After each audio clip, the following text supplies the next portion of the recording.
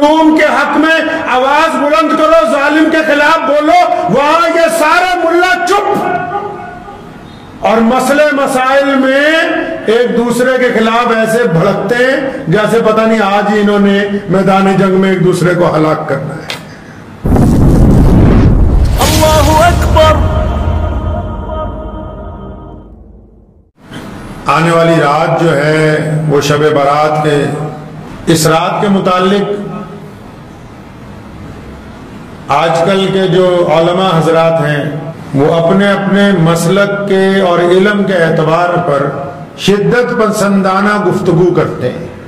مجھے اس بات کو کہنے میں کوئی دروغ نہیں ہے کہ جن کی زبانیں ظلم پر بند ہیں وہ فتووں میں ایک دوسرے کو کافر بتاتے ہیں، جن کی زبانیں مظلوم پر تشدد کو دیکھ کر کنگ ہو جاتی ہیں وہ شریعت کے مسائل کو مسلمانوں کے لیے ایسے بیان کرتے ہیں جیسے ان کی موت اور حیات کا مسئلہ آ گیا ہو۔ لطف کی بات یہ ہے کہ جو افضل ترین گفتگو اللہ اس کے رسول صلی اللہ علیہ وسلم نے فرمائی کہ بالکل مظلوم کے حق میں آواز بلند کرو، ظالم کے خلاف بولو، وہاں یہ سارے ملا چپ، اور مسئلے مسائل میں ایک دوسرے کے خلاف ایسے بھڑکتے ہیں جیسے پتہ نہیں آج ہی انہوں نے میدان جنگ میں ایک دوسرے کو ہلاک کرنا ہے۔ عقیدے منجمد اپنی جگہ پر، عقیدے منجمد اپنی جگہ پر اماموں کی قبائیں لڑ رہی ہیں۔ عقیدہ تو اپنی جگہ کھڑا ہے، یہ لڑ رہے ہیں، اور کس سے؟ مظلوم پر ظلم کرنے والے کے خلاف نہیں نہیں نہیں نہیں نہیں نہیں، یہ آپس میں دستے گریبان ہے، آپس میں دستے گریبان ہے۔ اچھا عالم وہ ہوتا ہے جو اس بات کو تسلیم کرے کہ اس کا علم ابھی مکمل نہیں ہوا۔ بڑھیا بندہ وہ ہے اللہ کی نگاہ میں جو ساری زندگی اس بات کو تسلیم کرے کہ ابھی علم مکمل نہیں ہوا۔ کسی بات کی تحقیق میں اگر اس کو کچھ تھوڑے بہت شبہات ہوں، مغالطے ہوں، تو کوشش کرے کہ یہ جاری رہے گی تاکہ میں اس کی تہہ تک پہنچا۔ یہ کیا بات ہوئی؟ کچھ لوگ کہتے ہیں شب برات کی کوئی حقیقت ہی نہیں، اور جو اس کی حقیقت بیان کر رہے ہیں وہ تو کہتے ہیں ڈھول بجاؤ، ناچو، بڑی بڑی لائٹیں لگاؤ، حلوے بناؤ، بازاروں میں پھرو، پٹاخے بجاؤ۔ حیرت کی بات ہے، یہ شدت کے ساتھ منع کرنے والے بھی اپنی جگہ درست نہیں ہیں، اور وہ شدت کے ساتھ شب برات منانے والے بھی اپنی جگہ درست نہیں ہیں۔ بھولے بالے مسلمانوں کا بینڈ باجا بجا دیا ان لوگوں نے۔ ساری بیماریاں ہمارے ملک میں ہی ہیں، باہر نہیں ہے کہیں، کیونکہ پتہ ہے نا یہاں تو مرید ہیں، سیاست میں بھی لوگ لوگوں کے مرید ہیں، مذہبی طور پر بھی لوگ لوگوں کے مرید ہیں۔ یہاں قرآن اور حدیث کو بعد میں دیکھا جاتا ہے، اپنے پیر کو پہلے دیکھا جاتا ہے۔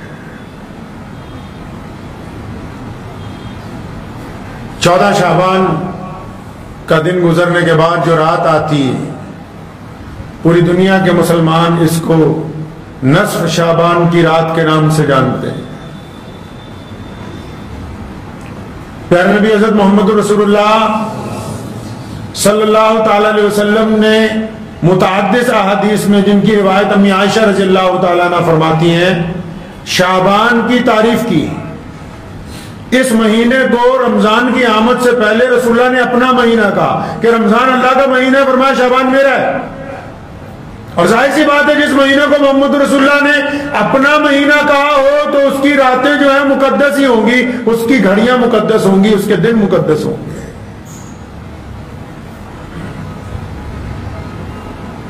ہم نے جو شب برات منانی شروع کی تو ہماری جو رسم رواج ہم نے بنائے ان کو کئی مولویوں نے دیکھ کے سیدھا ہی کہہ دیا یہ تو اسلام میں ہے ہی نہیں، اور جنہوں نے کہا ہے انہوں نے بھی ساری ضعیف حدیثیں اکٹھی کر کے مسلمانوں کو کہا زور لگا دو، جتنے تم پٹھے کام کر سکتے ہو کر دو، بس رکنا نہیں۔ تو پھر شب برات کی حقیقت کیا ہے؟ وہ لوگ کیوں چپ ہیں جن کو حقیقت پتہ ہے؟ وہ بتاتے کیوں نہیں کہ اس رات کو کیا کرنا ہے کیا نہیں کرنا؟ دو گروپوں میں بٹے ہوئے ہیں، ایک کہہ رہا کچھ بھی نہیں کرنا تاکہ اس کو پتا میرے ساتھ ایسے لوگ ہیں جو چاہتے ہیں کچھ بھی نہیں کرنا، اور ایک ایسے جو کہتے ہیں بہت کچھ کرنا ہے تاکہ ان کو پتا ہم اپنی عوام کو اس لیے کچھ کر سکیں گے تاکہ یہ کہیں کہ واقعی ہمارا مولوی ٹھیک کر رہا ہے کہ اس رات بہت کچھ کرنا ہے۔ تو ہمیں نہ ان کی سننی ہے نہ ان کی سننی ہے، ہمیں محمد رسول اللہ صلی اللہ علیہ وسلم کی سننی ہے۔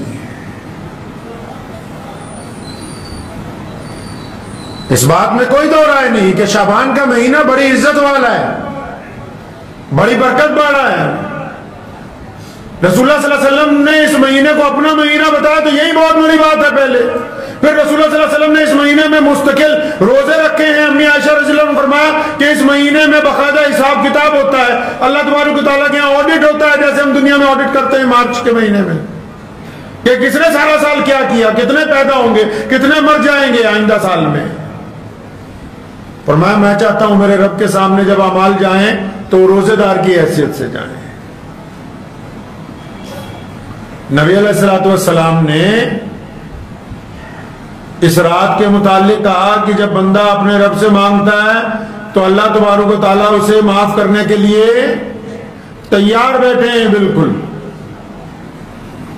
اس بات سے بالکل انکار نہیں کیا جا سکتا کہ حدیث کے مطابق یہ آنے والی رات مقدس نہیں ہے، بالکل مقدس ہے۔ اللہ تبارک و تعالیٰ آسمان دنیا میں اپنے جاہ و جلال کے مطابق، اپنے معیار کے مطابق جو کائنات میں سب سے زیادہ بلند ہے تشریف فرما ہوتے ہیں بعد نماز مغربی، اور پھر صبح تہجد کے وقت تک، فجر کی نماز تک اعلان ہوتا ہے بار بار کہ کوئی ہے مانگنے والا تو آج ہم سے مانگ لے، ہم اس کو دینے کے لیے تیار ہیں۔ امام ترمذی نے باقاعدہ اس پر باب باندھا ہے۔ جن لوگوں کو شوق ہے بحث و مباحثے کا کہ نہیں حدیث صحیح ستہ میں ہی ہونی چاہیے، تو امام ترمذی نے باقاعدہ اس رات کے اوپر ترمذی شریف میں پورا باب لکھا ہے۔ اب پتہ یہ لگ گیا کہ رات تو واقعی مقدس ہے، لیکن یہ سب کے لیے مقدس نہیں ہے۔ رات تو بڑی کام والی ہے کہ اس رات میں دعائیں سنی جائیں گی، اس رات میں رونا جو ہے قبول کر لیا جائے گا، اس رات میں اٹھے ہوئے ہاتھ خالی واپس نہیں لوٹیں گے، اس رات میں کیا گیا سجدہ اللہ تبارک و تعالیٰ کے یہاں قبول ہو جائے گا۔ لیکن اگر غور سے پڑھ لیں پوری بخاری شریف کو، نبی علیہ الصلوۃ والسلام کے فرمان کو، وہ پتہ لگتا ہے کہ یہ سب کے لیے نہیں ہے۔ اچھا جی سب کے لیے نہیں ہے تو وہ کون لوگ ہیں جن کے لیے نہیں ہے؟ جن کو اس رات کا فائدہ نہیں ہونے والا وہ کون ہے؟ تو پتہ یہ لگا کہ نمبر 1 پہ 5 لوگوں کا ذکر آیا کہ 5 بندے ایسے ہیں جن کو اس رات میں بخشش نہیں، جن کا اس رات کے اندر فائدہ نہیں ہونے والا۔ اچھا ان 5 کی تو بات ہی نہیں کرتے ہو، تم لائٹ لگانے کی بات تو کر رہے ہو، شربت پلانے کی بات تو کر رہے ہو، بریانی قورمہ کھلانے کی بات تو کر رہے ہو، 4 لوگ اسکوٹروں پہ بیٹھ کر ہائے ہلا مچانے کی تو بات کر رہے ہو، قبرستانوں میں جا کے قبروں کے اوپر موم بتیاں جلانے کی بات تم کر رہے ہو، ٹینٹ اور شامیانے لگا کے ساری رات بنا عشاء کی نماز پڑھے ہوئے شاعر جو خود نماز نہیں پڑھتے آج کل، ان کے اوپر 10-10 روپے 100 روپے لٹانے کی باتیں تم کر رہے ہو، ایک دوسرے کو کافر بتانے کی بات تم کرتے ہو، لیکن اس رات ان کی بات ہی نہیں کرتے جن کی یہ رات ہے ہی نہیں، جن کا اس رات سے تعلق ہی کوئی۔ تو وہ کون لوگ ہیں جن کا اس رات سے کوئی تعلق نہیں؟ مطلب وہ لوگ کون ہیں جو اس رات میں دعا مانگیں گے قبول نہیں ہوگی؟ لکھا ہے کہ پہلا بندہ وہ جو مشرک ہوگا، جس نے اللہ کی ذات میں شرک کر لیا، شرک کرنے کے بعد اللہ سے مدد مانگے گا اس رات میں تو اللہ کی مدد اس کے لیے نہیں آئے گی۔ دوسرا بندہ وہ جو چغلی کرتا ہے۔ دوسرا بندہ کون جی؟ جو چغلی کرتا ہے سارا دن۔ قرآن نے بھی تو کہا نا وَيْلٌ لِّكُلِّ هُمَزَةٍ لُمَزَةٍ، اللہ فرماتے ہیں ویل ہے، تباہی ہے اس بندے کے لیے جو دوسروں کے عیب تلاش کرتا ہے پھر ان عیبوں کو دوسروں کو بتاتا پھرتا ہے۔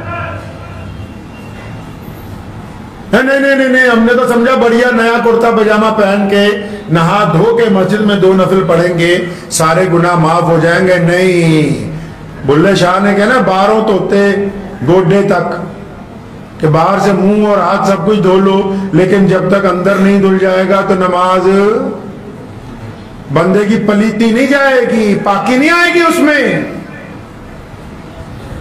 پہلا مشرک جس کے کوئی فائدہ نہیں اس رات کا، دوسرا چغل خور جس کو اس رات کا کوئی فائدہ نہیں، تیسرا تکبر کرنے والا جو اللہ کے بندوں کو حقیر سمجھتا ہے، جو اللہ کے بندوں کو ذلیل سمجھتا ہے، اپنے آپ کو سمجھتا ہے میں بڑے عہدے والا ہوں، میں بڑی شان والا ہوں، میں بڑے اچھے چہرے والا ہوں، میں بڑا بلند ہوں، میں بڑا 30 مار کھاؤں، اس کو بھی اس رات کا کوئی فائدہ نہیں۔ چوتھا بندہ جو مسلسل شراب پیتا ہے، ایک تو ہوتا ہے نا کبھی پی لی غلطی ہو گئی، جو مسلسل شراب پینے کا عادی ہے اس کو بھی اس رات کے اندر کوئی فائدہ ہونے والا نہیں۔ پانچواں بندہ جو ماں باپ کا نافرمان ہے، جو والدین کو تکلیف 2 طرح کی ہوتی، ایک تو عام کوئی گفتگو ہوگی کوئی بات نہیں، لیکن ایسا بندہ جس نے ماں باپ کے دل کو ٹکڑے ٹکڑے کر دیا ہو، جس نے ابتدا سے لے کے انتہا تک ان کی زندگی خراب کر دی ہو، ان کا جینا دشوار کر دیا ہو، قدم قدم پر اپنے ماں باپ کو تکلیف پہنچائی ہو، پھر وہ اس رات میں آ کے اللہ کو کہتا ہے کہ مجھے آپ معاف کر دیجئے، تو ایسے بندے کے لیے بھی یہ رات کوئی فائدہ پہنچانے والی نہیں ہے۔ لیکن راحت کی ایک بات ہے اس کے درمیان ایک راحت کی بات ہے۔ اللہ فرماتے ما غرک بربک الکریم، یہ جو انگریزی کا لفظ ہے آئی لو یو، اس کو قرآن پاک میں اللہ تبارک و تعالیٰ نے سب سے پہلے اپنے بندوں کے لیے استعمال کیا، ما غرک بربک الکریم، اور فرمایا میرے پیارے بندے، میرے اچھے بندے، میرے سونے بندے، تجھے کس بات نے اپنے کریم رب، اپنے شفیق رب، اپنے مہربان رب کے لیے کس نے تجھے قابل کر دیا؟ کن کو کہہ رہے ہیں اللہ تعالیٰ؟ ان 5 کو بھی، باقی 55 کو بھی۔ اللہ تبارک و تعالیٰ ان 5 کو بھی کہہ رہے ہیں، باقیوں کو بھی کہہ رہے ہیں، جتنی بھی قسم کے گناہ کرنے والے ہیں، فرمایا تم کس بات سے پیچھے ہٹ رہے ہو کہ تمہارا رب تو بڑا کریم ہے، کیوں غافل ہوتے ہو؟ اگر اس رات تم مستقل توبہ کر لو اپنے ان گناہوں سے، اگر اس رات بندہ مستقل طور پہ توبہ کر لے اپنے ان گناہوں سے، تو یہ رات اس کے لیے بھی فائدے والی ہو جائے۔ تو یہ جو رات ہے اب ہم کس طرح منا رہے ہیں؟ اب دوسری طرف آ جائے، ہم کس طرح منا رہے ہیں؟ عاشق تو وہ ہوتا ہے جو محبوب کے طریقے پہ چلے۔ میں مانتا ہوں محمد رسول اللہ اس رات کو قبرستان تک گئے، اس قبرستان میں رسول اللہ صلی اللہ علیہ وسلم کا کوئی بھائی بہن نہیں ہے، اس قبرستان میں رسول اللہ صلی اللہ علیہ وسلم کی امی نہیں ہے، رسول اللہ صلی اللہ علیہ وسلم اپنی امت کے لیے گئے۔ وہ تو رات کے اندھیرے میں گئے، اپنی امت کے لیے دعائیں مانگی۔ تم تو موٹر سائیکل پہ جاتے ہو چیختے چلاتے ٹولیاں بنا کے، تو کیا یہ سنت کے مطابق ہے؟ وہ تو گئے، ان کے لیے قرآن پڑھا وہاں جا کے۔ تم جاتے ہو غیروں کے طریقے پہ موم بتیاں گاڑ کے، پھول ڈال کے، تصویریں کھینچ کے فیس بک پہ ڈالتے ہو، کیا یہ سنت کے مطابق ہے؟ انہوں نے تو اس رات کو قیام کیا، نیت باندھی اپنے رب کے حضور 2 رکعت نماز کے لیے۔ تم جاتے ہو، جلسے کرتے ہو، اور جا کے جلسوں میں باہر رسگلے کھاتے ہو، گلاب جامن کھاتے ہو، بریانیاں کھاتے ہو، اور جو شاعر کلام پڑھتا ہے جس کا مقصد صرف پیسہ کمانا ہے، اس کو 500 روپے کے نوٹ دیتے ہو، نہ عشاء کی نماز پڑھتے ہو، نہ فجر کی نماز پڑھتے ہو، تو کیا تم نے سنت کے مطابق اس رات کو ادا کر دیا ہے؟ اگر وہ کہتے ہیں کہ کچھ نہیں کرنا، یہ کہتے ہیں بہت کچھ کرنا ہے، تو تو دونوں ہی اپنی اپنی جگہ پر غلط ہیں. جو کرنا چاہیے وہ کرنے کے لیے تیار نہیں، اور جو نہیں کرنا چاہیے یہ وہ سب کچھ کرنے کے لیے تیار ہیں. تو اس کا مطلب دونوں نے ہی ایک خوبصورت موقع، اللہ تعالیٰ موقع عطا فرماتے ہیں بار بار اپنے بندوں کو اپنی طرف بلانے کا. اللہ موقع عطا فرماتے ہیں، تکلیف پہنچتی ہے نا، اللہ تعالیٰ موقع دیتے ہیں کہ بندہ مجھ سے رجوع کرے گا، لیکن بندہ تکلیف پہنچنے پر رجوع نہیں کرتا، دنیا میں اس کے قصوروار ڈھونڈتا ہے کہ کون کون اس تکلیف کے قصوروار ہے، اللہ سے رجوع نہیں کرتا. مؤذن کہتا ہے حی علی الصلاۃ، اللہ موقع عطا فرماتے ہیں آ جاؤ کامیابی کی طرف، بندہ اس کو نظر انداز کرتا ہے، اللہ تعالیٰ تو بار بار موقع عنایت فرماتے ہیں. سائل دروازے پر آ کے کہتا ہے کہ اللہ کے لیے کچھ دے دو. امام ابو حنیفہ نے لکھا ہے کہ صدقے کے اتنے زبردست اثرات دیکھے، فرمایا میں نے ایسے لوگوں کو دیکھا جو بالکل ظالم قسم کے تھے، وہ بھی جب صدقہ دیتے تھے تو ان کو بھی فائدہ ہو کے ہی رہتا تھا. اللہ بار بار موقع دیتے ہیں کہ چلو آؤ ہم تمہیں موقع دے رہے ہیں بخشنے کا، آؤ ہم تمہیں موقع دیتے ہیں معاف کرنے کا، ہم تمہیں موقع دیتے ہیں اپنے آپ کو سدھارنے کا، ہم تمہیں موقع دیتے ہیں نیک بننے کا، ہم تمہیں موقع دے رہے ہیں اپنا مزاج بدلنے کا. لیکن بندہ ان موقعوں کو ضائع کرتا ہے. یہ خوبصورت موقع ہے شعبان کا مہینہ، اور شعبان میں یہ شب جو ہے اس سے بھی زیادہ خوبصورت رات ہے کہ اس رات میں ہم اپنے رب کو منا سکتے تھے. تو جب بندہ کسی کو مناتا ہے تو کیسے مناتا ہے جی؟ ہماری کسی سے بگڑی ہوئی ہو، ہم اگر وہ سڑک پہ مل جائے تو اس انتظار میں رہتے ہیں کہ یہ تھوڑا سائیڈ کو ہو جائے وہاں بات کریں گے. پیچھے پیچھے چل کے جاتے ہیں کہ اپنے گھر پہنچ جائے وہاں بات کریں گے. کیوں؟ اگر سرے بازار اس سے بات رکھوں گا، اپنا گلہ کروں گا، یہ مجھ پہ گلہ کرے گا تو 10 لوگ اور سنیں گے. اللہ معافی کے موقع دیتے، محمد رسول اللہ نے حکم دیا کہ معافی کے مواقع، معافی کے نوافل اپنے گھر میں ادا کریں تاکہ بندہ ہو، بندے کا رب ہو، بندہ اپنے رب سے کھل کے بات کر سکے، کھل کے رو سکے، کھل کے یہ کہہ سکے کہ مجھ سے فلاں رات میں یہ گناہ ہو گیا، کھل کے یہ کہہ سکے کہ میں فلاں دن میں اپنے اوپر ظلم کیا، کھل کے یہ کہہ سکے کہ میں نے اتنی بار ٹھگی ماری، کھل کے یہ کہہ سکے کہ میں نے اپنے ماں باپ کے ساتھ زیادتی کی ہے. تمہیں موقع دیا کہ چلو آؤ الگ سے بات کر لے، اپنا معاملہ نپٹا لے. تم نے کہا وہ موقع نہیں چاہیے، یہ موقع تو رات کو بدماشی کرنے کے لیے میسر کیا جائے گا. خوبصورت موقع ہاتھ سے چلا گیا.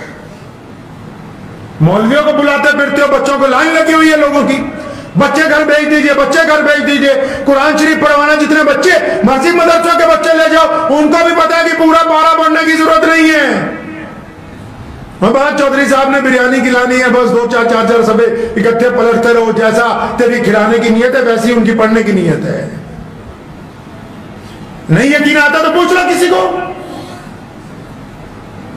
بالکل حیرت کی بات ہے کہ آپ چاہتے ہیں اسلام دنیا کا سب سے جدید مذہب ہے، اسلام ٹیکنیکلی بات کرتا ہے، اسلام روایتوں کی بات کرتا ہے، اسلام قدر و قیمتوں کی باتیں کرتا ہے، لیکن آپ اسلام کے ساتھ پیسے کی بات کرنا چاہتے ہیں، آپ اسلام کے ساتھ دھوکے کی بات کرنا چاہتے ہیں. یہ دھوکہ نہیں ہے. باپ تمہارا مر جائے دعا مدرسے والے کرے، نہ خود تو دعا بھی نہیں کر سکتا اپنے باپ کے لیے. والدہ کا تمہاری انتقال ہو جائے دعا مدرسے کے بچے کریں.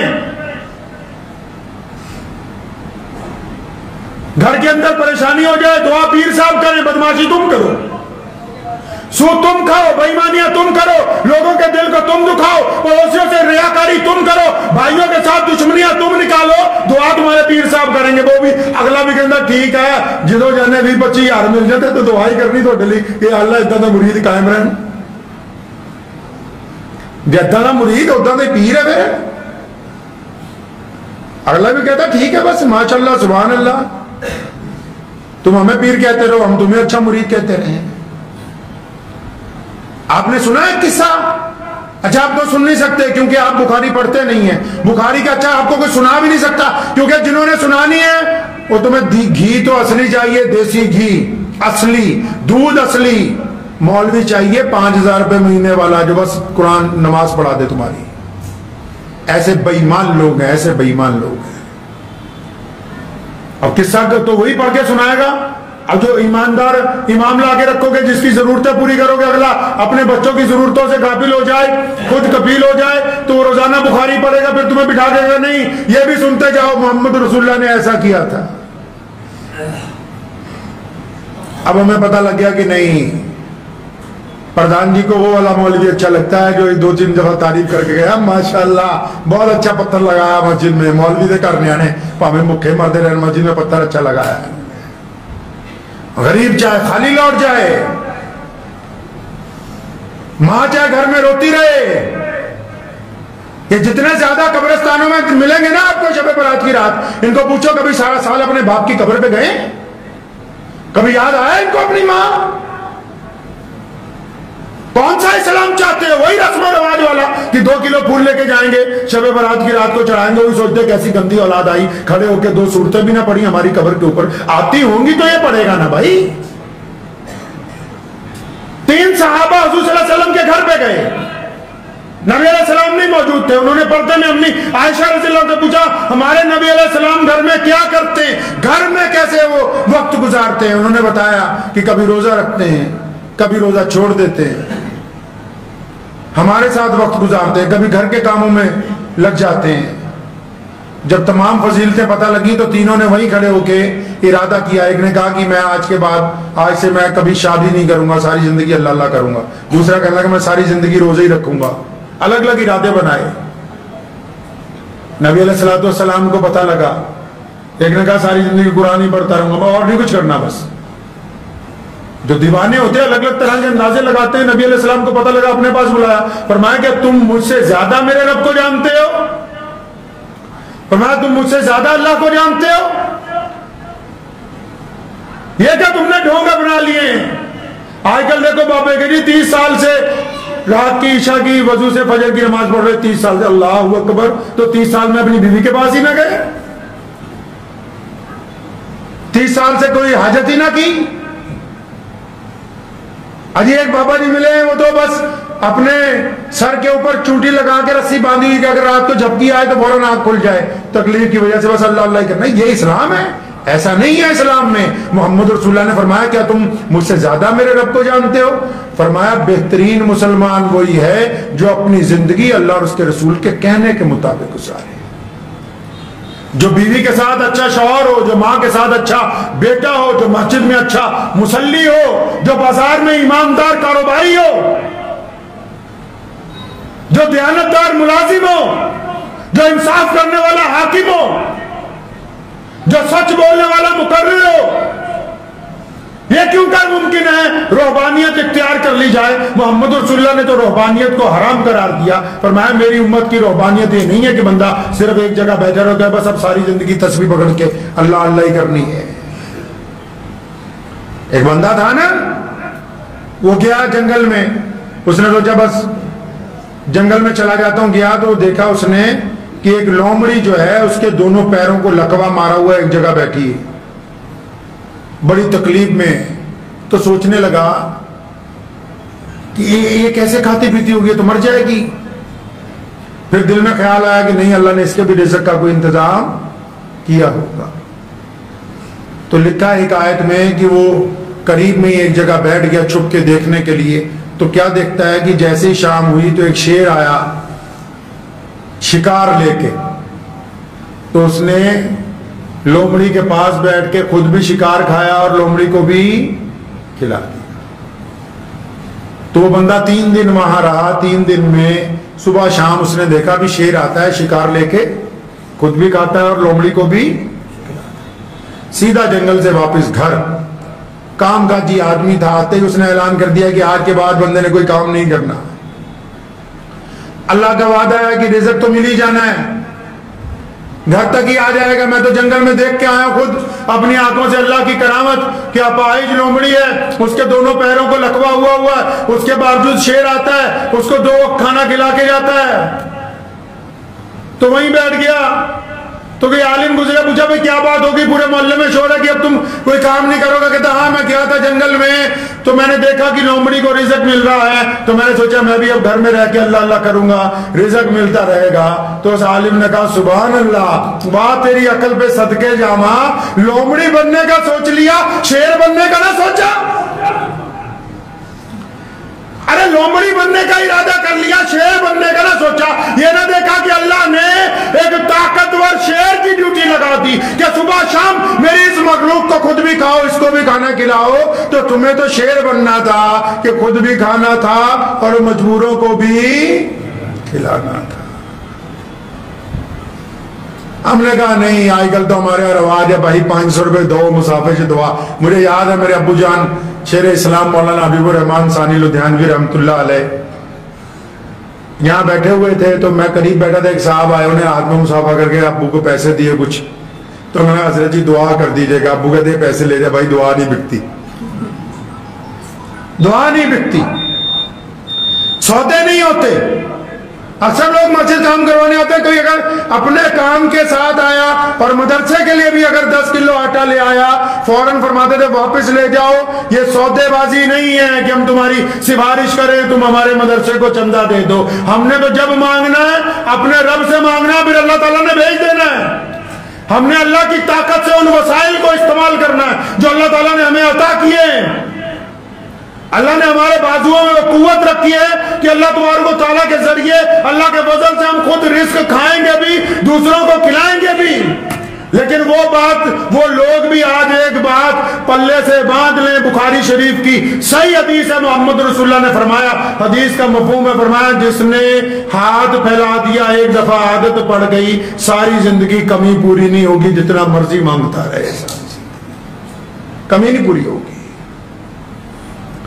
کہہ رہے بیچ میں تو ضمنی باتیں نکل آئیں, بات شب برات کی چل رہی تھی, تو میری تو آپ سب سے خدارا یہ درخواست ہے کہ آج کی رات کو یہ بھی نہ سمجھے کہ کچھ برکت والی نہیں, بڑی مقدس رات ہے.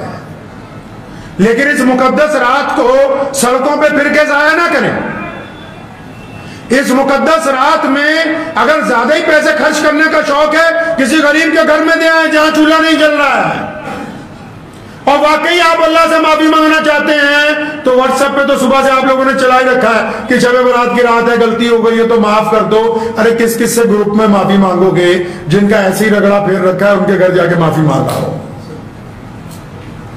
جن کو ایسے ہی دکھی کر رکھا ہے ان کے گھر جا کے معافی مانگ آئے, اور پھر رات کو عشاء کی نماز مسجد میں جماعت سے پڑھ کے, مسجد میں عشاء کی نماز جماعت سے پڑھ کے اپنے گھر جائیے, اور اپنے بیوی بچوں کے ساتھ, اپنے والدین کے ساتھ اپنے گھر میں بیٹھ کے اللہ تبارک و تعالیٰ کے حضور ان کی حمد و ثنا کیجئے, محمد رسول اللہ پہ درود بھیجیے, اپنے گھر میں بیٹھ کے اللہ کی مدد اپنے لیے مانگیے, اور پھر فجر کی نماز واپس جماعت سے آ کے ادا کیجیے.